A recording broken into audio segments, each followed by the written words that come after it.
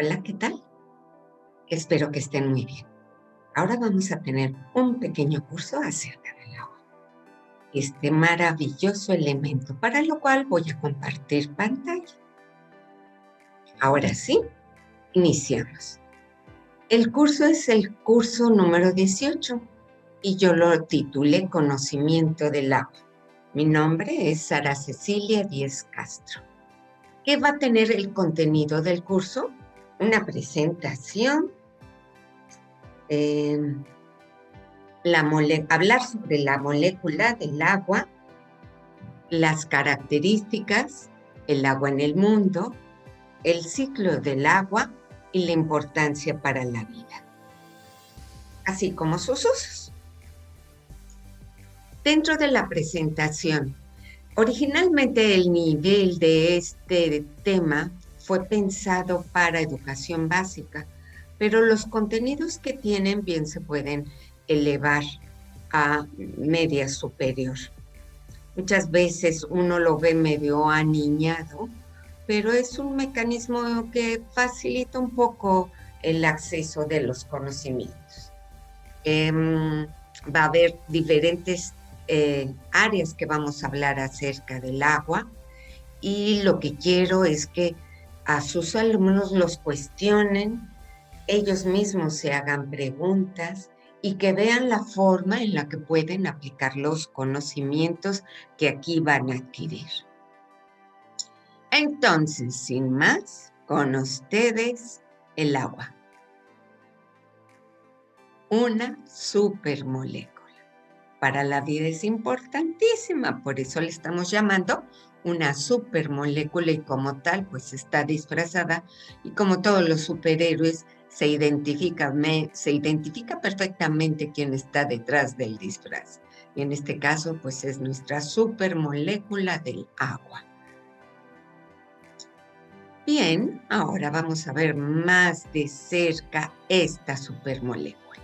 Si pudiéramos ver al interior, podríamos identificar que está formada por 3 átomos, 2 de hidrógeno. Están con la letra H. Por eso en la fórmula del agua es H2, porque lleva 2 de hidrógeno, y 1 de oxígeno. Oxígeno lleva la letra O. El oxígeno tiene una carga negativa y los hidrógenos positivos. Entonces se unen perfectamente, pero no se unen en línea recta, se unen con este ángulo y esto ocasiona que parte de la molécula tenga una carga negativa, donde está más despejado el oxígeno, y hacia donde están los hidrógenos tiene una carga positiva. Entonces, esto le da una característica de que tiene 2 polos, por lo tanto recibe el nombre de dipolar. Fíjense, aquí en esta imagen se pueden ver varias moléculas de agua, la bolita roja con las 2 patitas blancas. Como decía, de una parte de la molécula tiene la carga negativa, entonces fácilmente se une a otra molécula de agua por la parte de donde está el átomo de hidrógeno. No se unen tan estrechamente, pero sí mediante un enlace puente. Y con estos enlaces puentes se une a las otras moléculas de agua, formando este enramado. Pero, ¿por qué es tan especial? Vamos a ver algunas de las características del agua. Todo mundo sabe que es inolora, insípida, incolora, lo que quiere decir no tiene olor, un agua pura, no tiene sabor, ni tiene color. Muchas veces nosotros alcanzamos a distinguir en las diferentes marcas de agua embotellada que tienen un saborcito y por eso nos gustan más unas marcas que otras. Eso es porque no es agua completamente pura, tiene alguna que otra sal. Y esto es bueno porque nuestro cuerpo, además de agua, también requerimos de sales para nuestro buen funcionamiento. Pero el agua pura no tiene olor, no tiene color, no tiene sabor. Menciona también que tiene una elevada tensión superficial. Tiene una fuerza de cohesión y adhesión, otra fuerza de adhesión que la hacen especiales. Es importante termorreguladora. Se expande al congelarse y es conocida como el disolvente universal. Vamos a ver cada una de estas características. Vamos a ver la elevada tensión superficial. Miren, en el esquema de la izquierda tenemos aquí las diferentes fuerzas que intervienen en una molécula de agua que está simbolizada por el circulito negro. Es atraída y enganchada por las moléculas que se encuentran a los lados, hacia abajo, a todos lados. Y entonces provoca que la superficie se disminuya, que tiendan a formarse gotitas, círculos. Es la mejor forma en la que se puede encontrar el agua. Es la forma en la que debe de encontrarse, porque es en la forma donde se aplican todas las fuerzas de unión. Pero ¿qué pasa cuando estamos en el agua de un recipiente? El agua que tiene un vaso, el agua que tiene la alberca, el agua que tiene el mar. Bueno, las moléculas de agua que se encuentran en la superficie son jaladas por las de lado, por las de abajo, por las de todos lados, pero por arriba nadie las jala. Entonces tienden a unirse con las de abajo, creando esta como capa superior que le da una tensión superficial. Nosotros podemos ver en esta imagen cómo algunos insectos pueden caminar encima del agua. No sé si les ha tocado verlos. Es muy interesante cómo logran flotar. Por ejemplo, este que tiene estas patas tan finitas, bien podría sumergirse, pero no las tiene de pico, las tiene horizontal y aprovecha la tensión superficial. Y no nada más por ser muy ligerito. Tenemos hasta reptiles.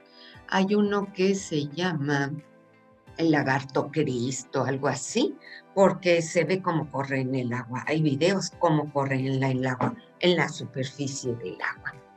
Y por ejemplo, en esta imagen después de una lluvia, se ven las gotas de lluvia. ¿Ven? En nuestra caricatura de la supermolécula le ponemos forma de lagrimita, porque a la hora de caer la lluvia va teniendo resistencia la molécula de agua al caer. Y no es una molécula, son varias moléculas que forman la gotita. Y entonces el aire hace que las partes laterales se vayan alargando y forme la forma de lágrima. Pero aquí vemos cómo es la forma de las gotas de agua, circular. Y podemos realizar un experimento para comprobar la tensión superficial del agua. Una moneda bien limpiecita, la lavan bien con agua y jabón y pueden tener agua con un gotero. Secan bien su moneda, la ponen en una superficie en alto que puedan ver y le van depositando gotas poco a poco. Van a ver que las gotas se van acumulando y en vez de ser plano y luego derramarse, gracias a las fuerzas de cohesión y de esta tensión superficial, el agua va siendo como una cúspide y ustedes le pueden seguir gota a gota a gota. Pueden hacer esto con varias personas que vayan poniendo gotas a ver cuántas gotas de cada moneda soporta antes de que se derrame. Y vean cómo cuando se sobrepasa la cantidad de agua y que se derrama, no se derrama solamente la última, una gota que era la que excedió. Se jala a las compañeras de al lado y se derrama gran cantidad del agua. Y esto va en relación a la siguiente parte, que son las fuerzas de cohesión y fuerzas de adhesión. Estas fuerzas de cohesión son las que jalan una molécula con la otra y le dan la forma singular. circular. em, es las que veíamos en la imagen anterior con las flechitas, pero también hay fuerza de adhesión a diferente sustancia, a diferente sustrato. En esta imagen de abajo tenemos cómo la fuerza de adhesión con la superficie es diferente en el agua, en la madera y en el vidrio de abajo. Si se fijan, en la madera está más extendida, tiene menos fuerza de adhesión, y en el vidrio tiene más, eh, al revés, más fuerza de adhesión en la madera. Por eso se extiende más, porque se adhiere más. Y en el vidrio tiene menor fuerza de adhesión. La fuerza de cohesión es la que jala y se ve bombachita y esas gotas de agua. Y en comparación tenemos el mercurio. El mercurio, no sé si les ha tocado jugar con él. Es padrísimo porque se te escapa entre los dedos, pero es peligroso porque es precursor de cáncer. Por eso ya no es tan accesible. Pero aquí podemos ver la comparación con el mercurio sobre la madera. El mercurio, pues, ¿cuál es su fuerza de adhesión? Mínima. Y en el caso del vidrio, la fuerza de adhesión es aún menor y se forman estas pelotitas de mercurio que fácilmente se unen una a otra. Y ahora nos seguimos con estas fuerzas de adhesión y de cohesión. Está el fenómeno de capilaridad. Aquí vemos la imagen de un recipiente con agua y como tenemos un tubo como estilo popote. Se forma un menisco, una curvatura, pero ¿por qué el líquido no llega al nivel en donde está el agua? Porque la fuerza de adhesión del agua hace que se pegue a las paredes del popote y se vaya subiendo un poco de él. Si el popote es angostito, se sube mucho más alto y la fuerza de cohesión hace que se jale a las moléculas de abajo y se vayan subiendo las moléculas. Entonces se puede subir. No sé si les ha tocado ver los tubos capilares, esos que son delgaditos y cuando te pinchan en el dedo y te toman la muestra de sangre, colocan el tubito en la gota de sangre y rápidamente asciende por el capilar y se guarda en ese capilar la gotita de sangre. ¿Cómo se subió? Sin ninguna fuerza de succión más que la adhesión y la de cohesión.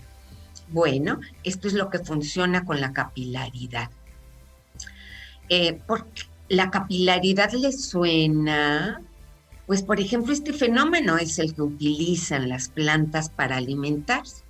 Las plantas para su crecimiento, si nosotros tenemos una plantita chiquita en la tierra, para crecer grande, ¿de dónde va a tener los elementos para formar los nuevos tejidos de las plantas?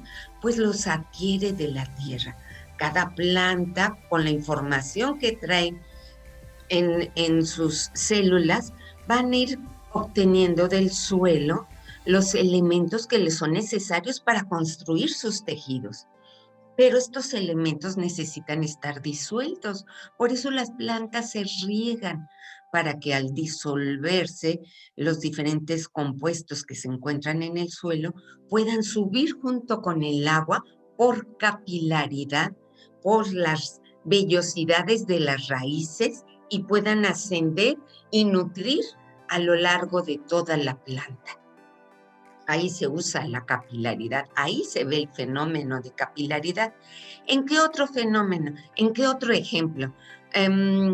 Si cogemos una galleta y la remojamos en el chocolatito caliente, la toca la galleta solamente un poco del chocolate y al ratito se sube el agua hacia parte más arriba de la galleta. Esto es que toman de camino los poros de la galleta o de los tejidos. Por ejemplo, si nosotros colocamos un trapo que toque el agua que hay en una cubeta y la otro extremo del trapo está colgando hacia afuera, a lo largo del tiempo vamos a encontrar que se va a ir vaciando la cubeta, porque por capilaridad va a ir subiendo el agua de la cubeta por todo el trapo, por todos los orificios del tejido y van a caer hacia abajo. Ahora, ustedes en donde también pueden observar el fenómeno de capilaridad. Platíquenos, pregúntense, vean, analicen.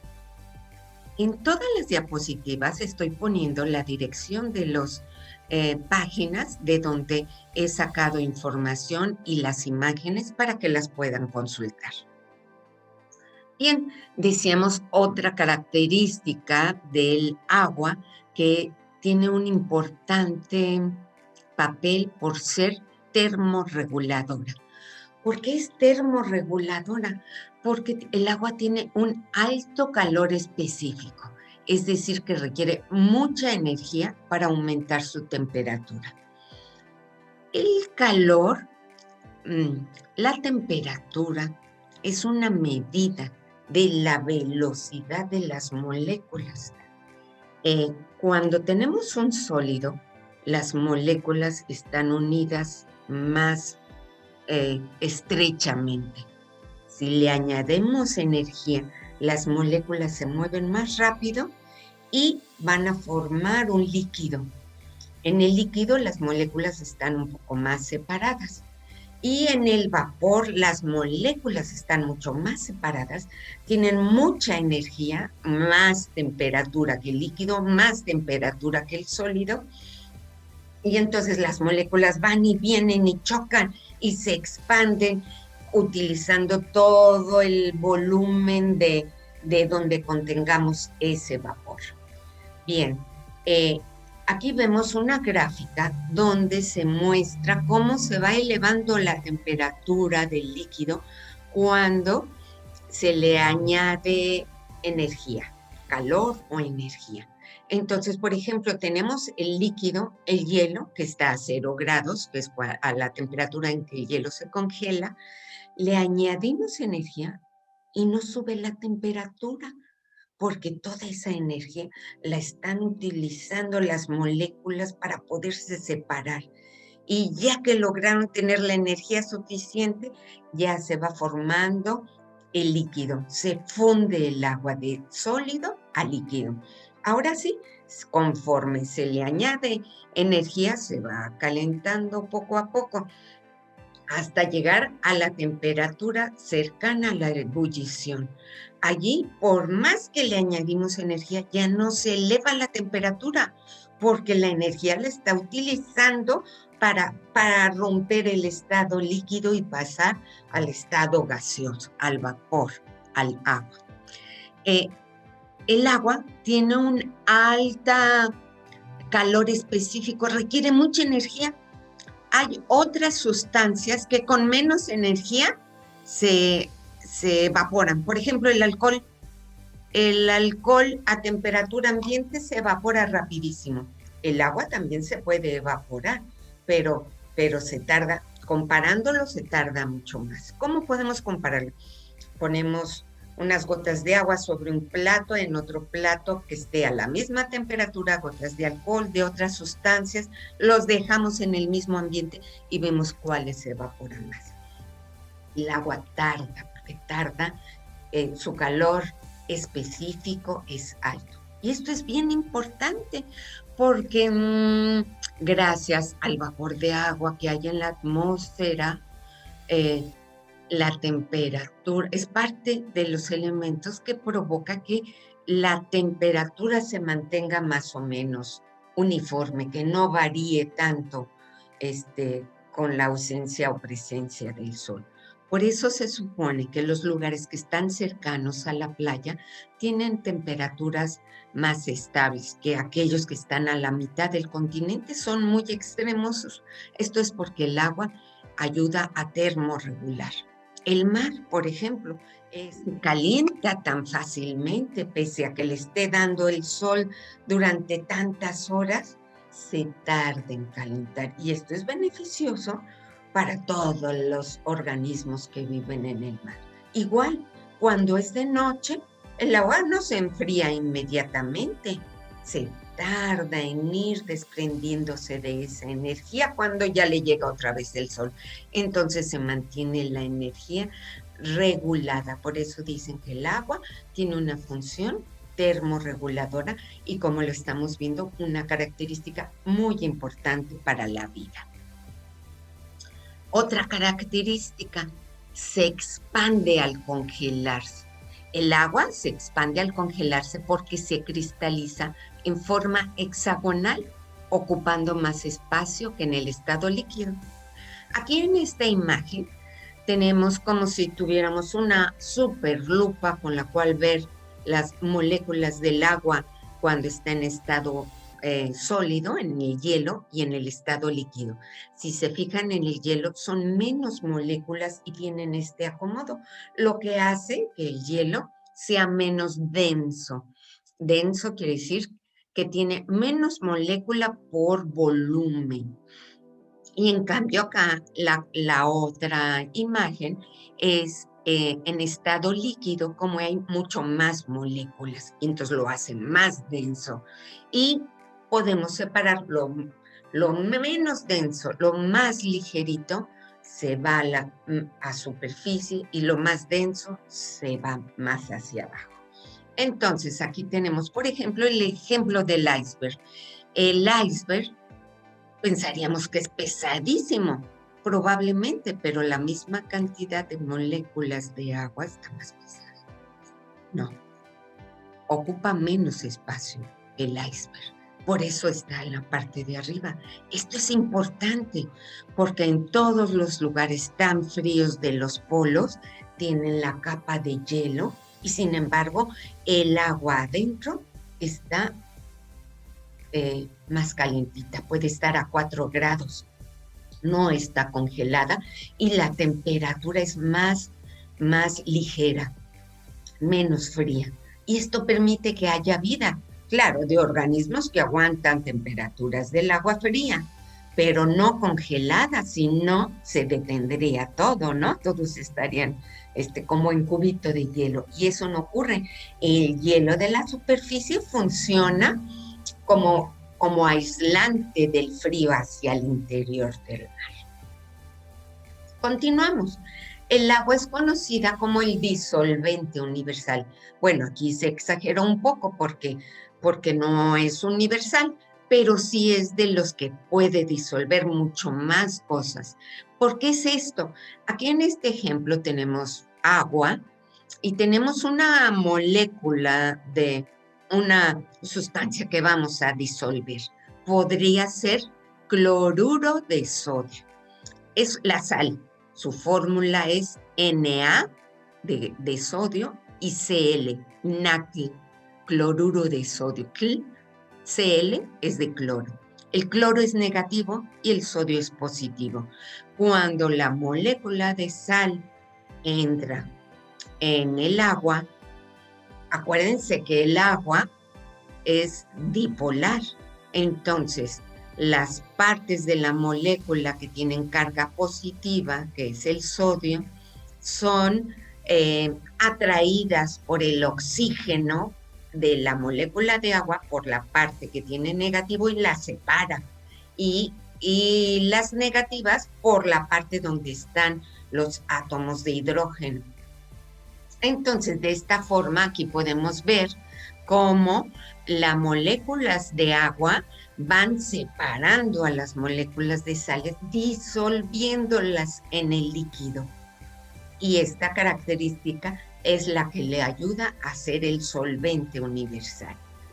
Yo me puse a hacer un experimentito y entonces puse alcohol, aceite y agua.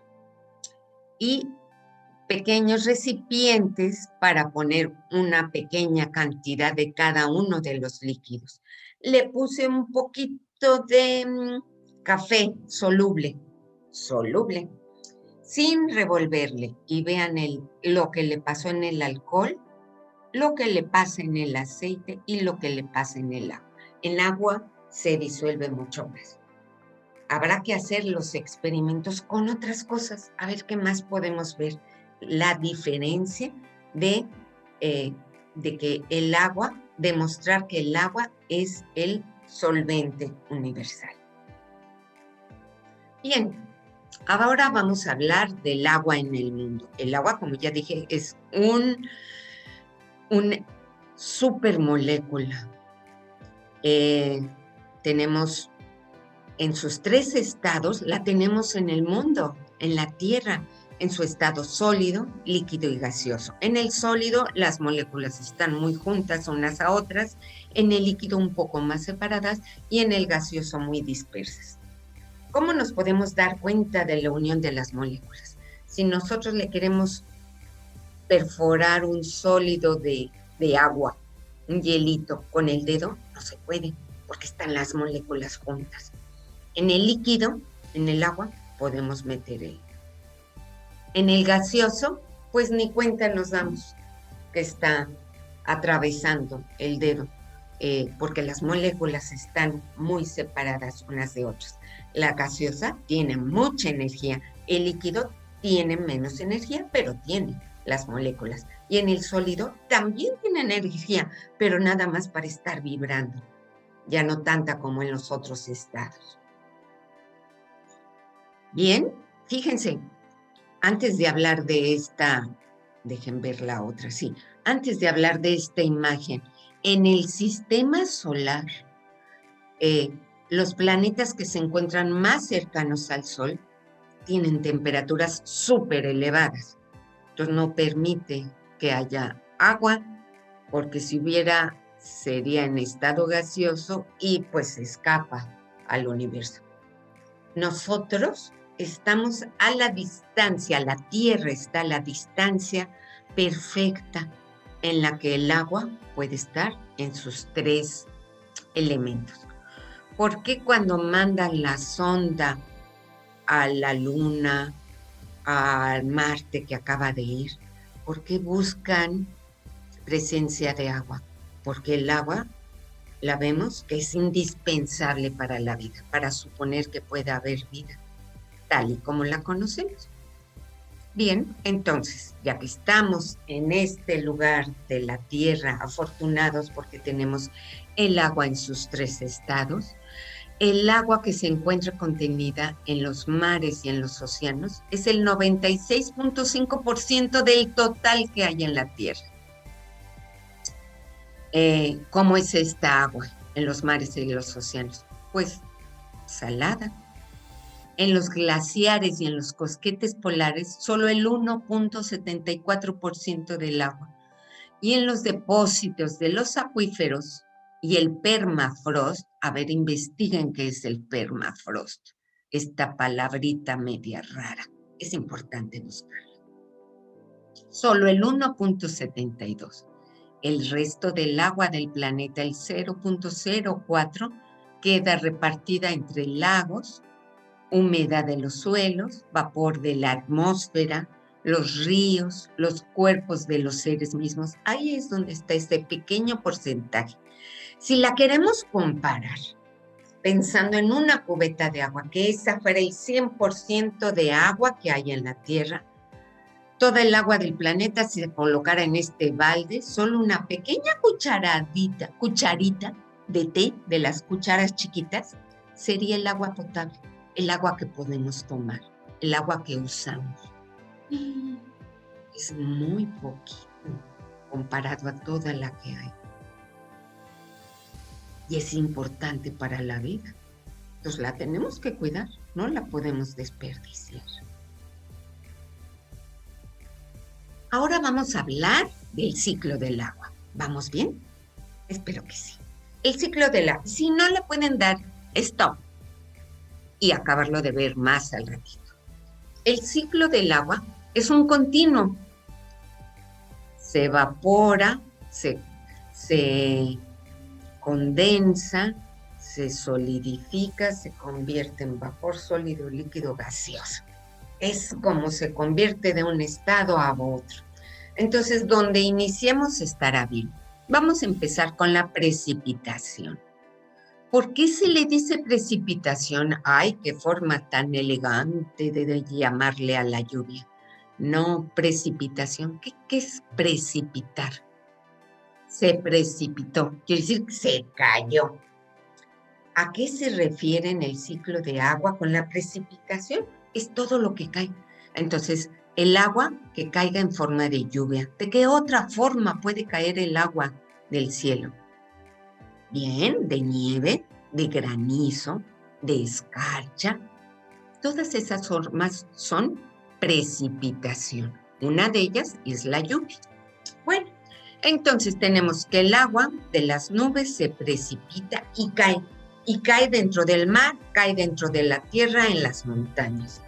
A la hora de caer, parte del agua se absorbe rápidamente por las plantas, que es indispensable para su alimentación, y las plantas como los animales sudan, transpiran y también regresan parte del agua en forma de vapor a la atmósfera.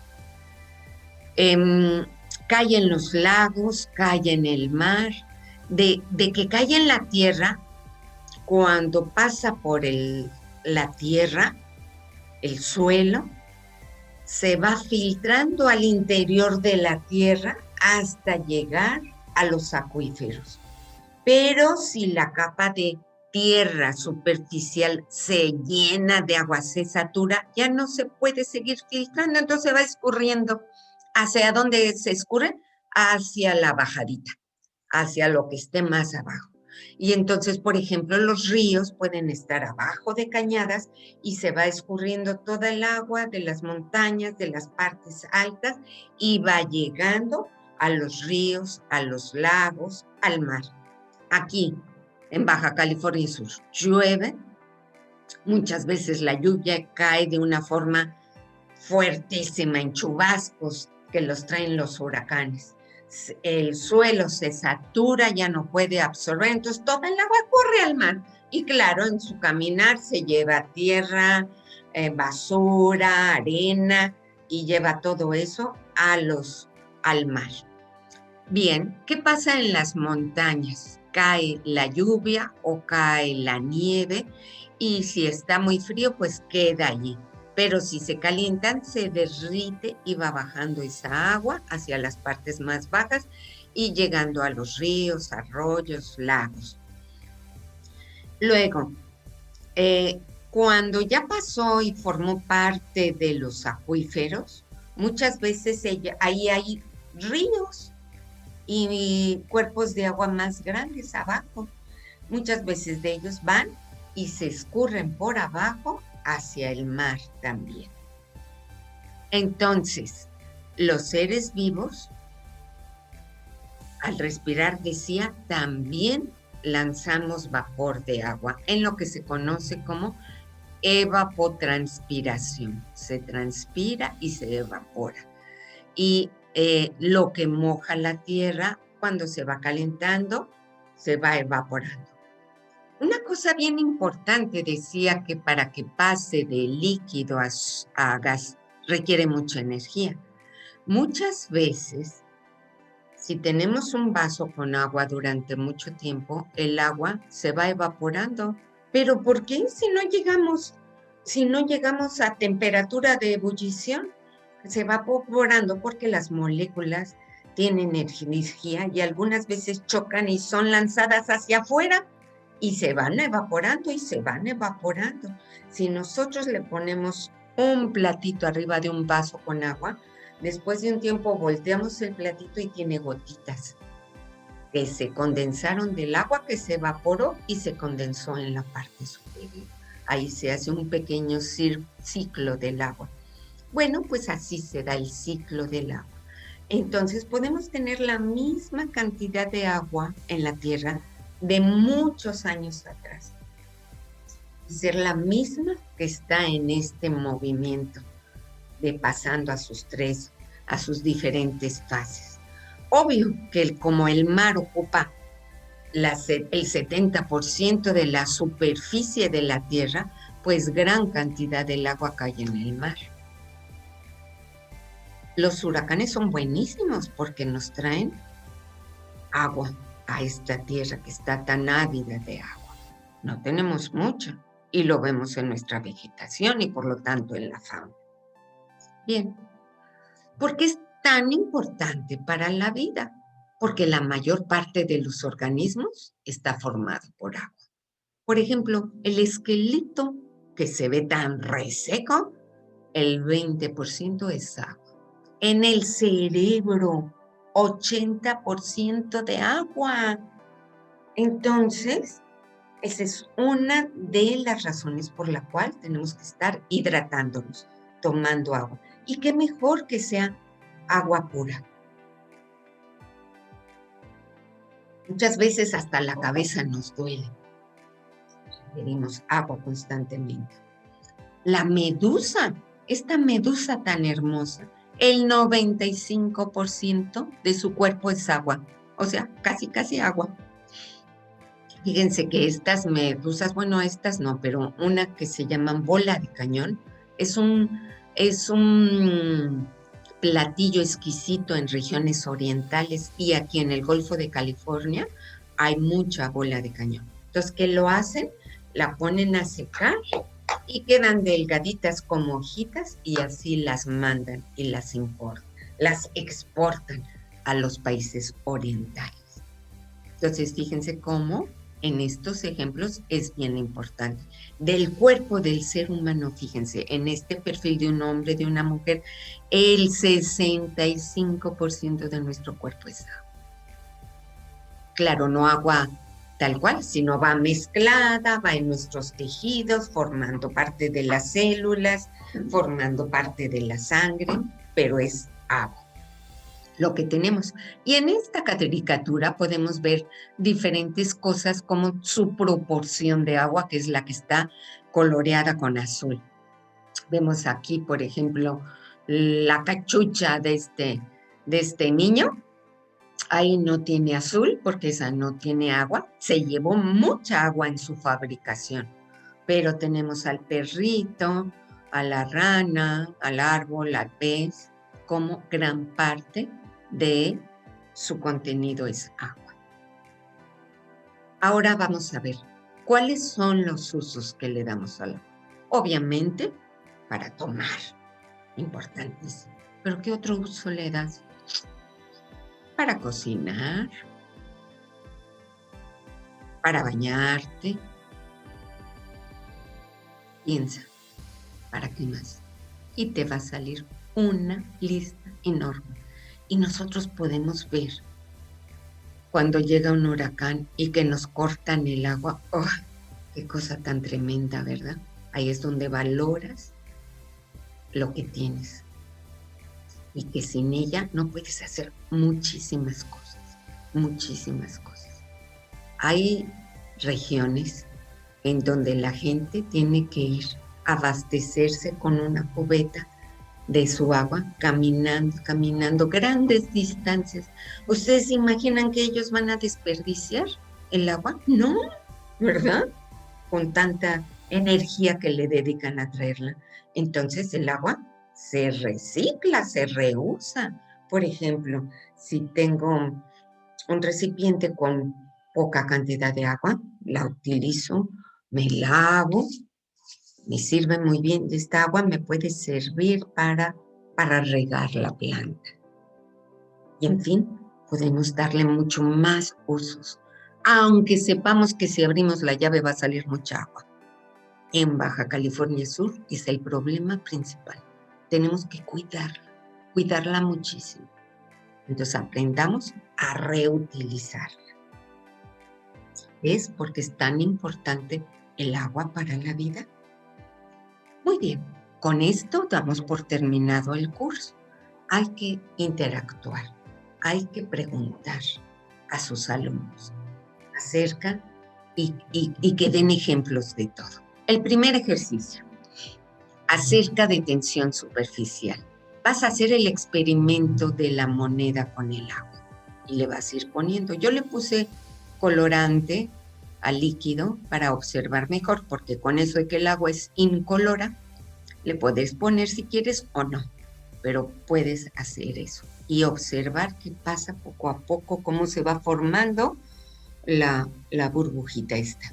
Y cómo cuando se sobrepasa no se cae una sola. ¿Por qué? Por la fuerza de cohesión. Número 2. En esta foto quiero que salga tu cara, porque si no, ¿cómo saber qué le hiciste? ¿Sale? 2. Adhesión y cohesión. Igual quiero la foto tuya, donde pongas varios vasos y pongas los popotes. Si tuvieras popotes de diferente grosor, sería excelente para comparar si es cierto que en el más angosto el agua sube más. Si no tienes, si nada más puedes conseguir estos otros, poner el agua en diferentes líquidos, poniéndole el nombre abajo de cada líquido para ver. Hay algunos que inclusive hasta baja el nivel, ¿sí? Quiero que me enseñes lo que pasa con los líquidos que me vas a mostrar y te saques la foto donde se vea tu cara y los líquidos. Ese es el reto número 2. Reto número 3, solvente universal. Pon tus 3 vasos con agua, un poco de agua, un poco de aceite, un poco de alcohol y pon a disolver el café soluble. Repítelo con otra sustancia y con 3 sustancias. Quiero que me hagas el experimento y fotos. Me puedes tomar las fotos con una junta o una de cada una. Número 4. Expansión al congelarse. Esto, ¿por qué es importante que se haga? Porque no te debes de creer todo lo que te dicen. Tienes que experimentarlo. Tienes que buscar para ver si es cierto. Expansión al congelarse. Vamos a poner un vaso con agua y le vamos a marcar con plumón el nivel hasta donde llegue el agua. Y lo ponemos en el congelador. Al día siguiente te sacas la foto mostrando si es cierto que se expandió o no. Nosotros lo podemos ver muchas veces que metes una botella, algunas veces refrescos, y hasta se explotan porque no cabe el líquido y rompe el vidrio. Eso es muy peligroso. Y número 5. Haz una lista de 15 diferentes usos que le das al agua. ¿Sale? Son tus 5 retos para que hagas. ¿Cómo vas a entregar tus respuestas? Escríbeme en un documento Word con tus siguientes datos: nombre, correo electrónico, número y nombre del curso, y escribe tus respuestas. En el documento, ahí puedes pegar las fotografías. Al documento, guárdalo con el siguiente nombre. Va a llevar el número del curso y tu apellido. Por ejemplo, C18-Sara Díaz. Ahora tú lo haces con tus datos y lo vas a enviar a este correo. sdíaz26002@gmail.com. Muchas gracias por tu atención y espero que te diviertas.